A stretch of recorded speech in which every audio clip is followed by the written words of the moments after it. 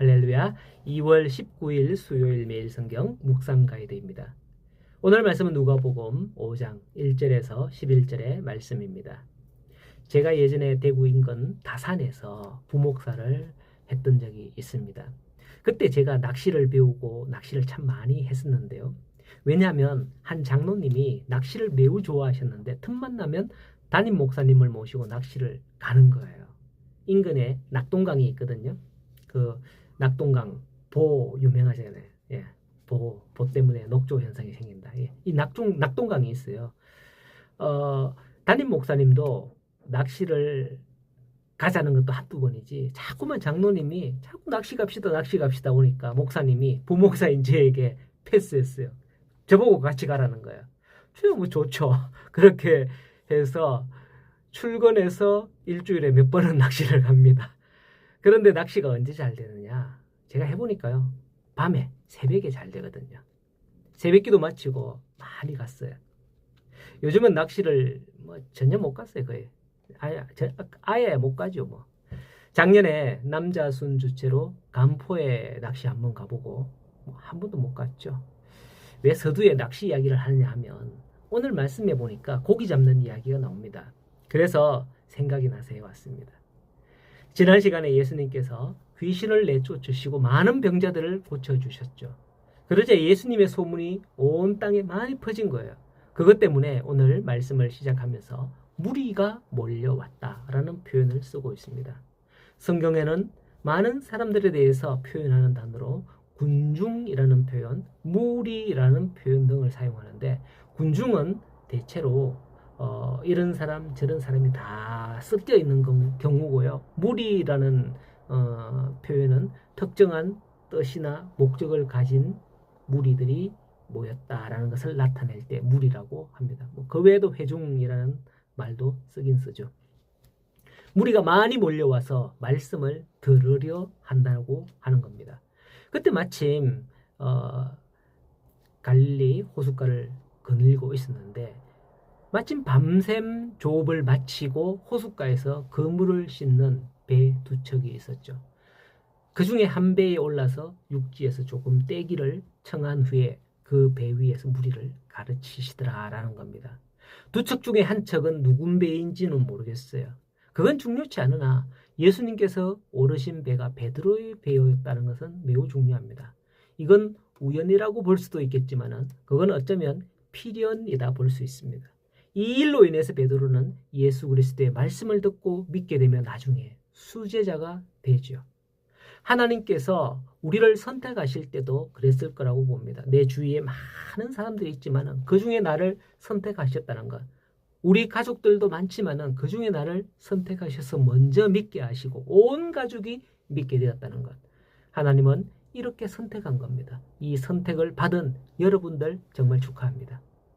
이제 4절에 보니까 이 말씀을 마치고 시몬에게 말씀합니다. 깊은 데로 가서 그물을 내려 고기를 잡으라고 하죠.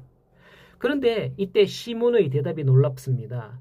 선생님, 우리들이 밤이 새도록 수고하였으되 잡은 것은 없지만 말씀에 의지하여 내가 그물을 내리리이다 하는 거예요. 여러분, 베드로 어떤 성격의 사람입니까? 아시죠? 성격이 급하고요. 무식한 어부였잖아요. 저도 앞전에 포항에서 또 4년으로 부목사 사역을 했었는데요. 바닷가 사람들에 대한 약간의 편견이 있습니다. 바닷가 사람들은 억세다라는 거죠. 왜냐하면 그센 바다와 싸우면서 물고기를 잡기 때문에 좀 억세죠. 하지만 요즘은 뭐 그렇지 않아요. 포스코 같은 기업들과 협력 업체들이 많이 있죠. 전국 각지에서 온 사람들이 일하러 온 사람들이 많고 다양하기 때문에 그들 중에 또 살아남기 위해서 대체로 과격한 그런 분들도 없진 않은 게 현실입니다만은 어쨌든 다양한 사람들이 섞여 살고 이제 예전에 바다사람이라는 그런 뉘앙스를 많이 벗어버렸죠. 좌우지간 이 베드로 결코 예수님의 말에 고분고분할 사람이 아니라는 거예요. 아니 당신이 뭘 안다고 그래? 나는 평생을 이 갈릴리에서 고기를 잡았는데 이 고기를 잡으면서 뼈대가 굵은 사람인데 라고 하면서 당신은 하나님의 말씀이나 전하지 뭐 고기 잡는 걸 안다고 그래요. 뭐 고기는 내가 알아도 더 잘 알아. 더 이렇게 할 사람이에요, 사실.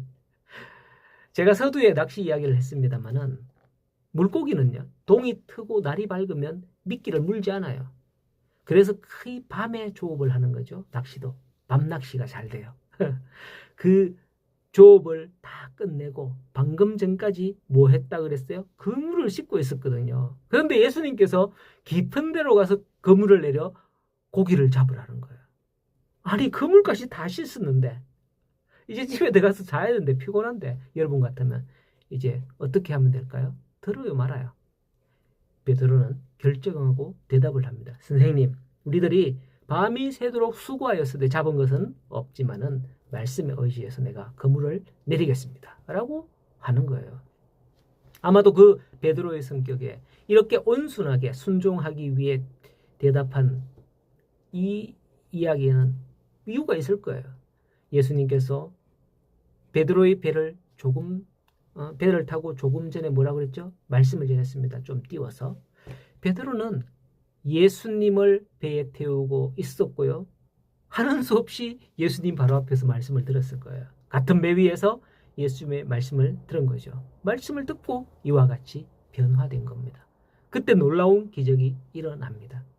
그렇게 하니 물고기를 심히 많이 잡아 그물이 찢어질 것 같았다는 거죠. 다른 배의 동무들에게도 와서 도와달라 해서 고기를 실었는데 그것마저 얼마나 많았던지 2배가 잠길 정도로 많이 잡은 거예요. 이를 평생 고기만을 잡고 살아온 베드로였지만 이건 정말 말도 안 되는 일이었죠. 그래서 베드로는 이 일로 부자가 되었네 기뻐했을까요? 아니에요. 이 일로 말미암아 베드로는 깨닫게 됩니다. 말씀의 능력과 힘을 깨닫습니다. 여러분, 이걸 깨달을 때 어떤지 아세요? 교만하고 으스대면서 내가 이런 사람이야 하는 식으로 하지 않습니다. 베드로는 바로 예수님의 발 앞에 엎드려서 고백하기를 8절에 주여 나를 떠나소서 나는 죄인이로소이다 고백하는 거예요. 이게 말씀의 능력인 거예요. 이게 복음의 역사인 거예요. 이때 같이 있었던 사람들도 놀라고 그들 또한 익숙한 이름이네 보니까요. 10절에 보면 세베대의 아들로서 시몬의 동업자인 야고보와 요한도 놀랐습니다. 익숙하죠. 이들도 다 나중에 예수님의 제자가 되잖아요. 네가 물고기를 잡을 게 아니라 이제 후로는 네가 사람을 낚는 어부가 되리라고 합니다. 그들은 적시로 그 배들을 육지에 대고 모든 것을 버리고 예수님을 따랐다라고 기록되어 있습니다. 오늘도 삶에서 얼마나 고생이 많습니까? 여러분들은 밤이 새도록 그물을 내려도 물고기 한 마리 없는 인생을 경험하고 있지는 않나요? 그러한 여러분의 인생에 예수님이 찾아오시기를 소원합니다. 축복합니다. 예수님의 말씀을 통해서 여러분의 삶의 목표가 바뀌고 새로운 축복의 장이 열려지기를 간절히 소원하면서 오늘 하루도 복된 하루가 되시기를 축복합니다.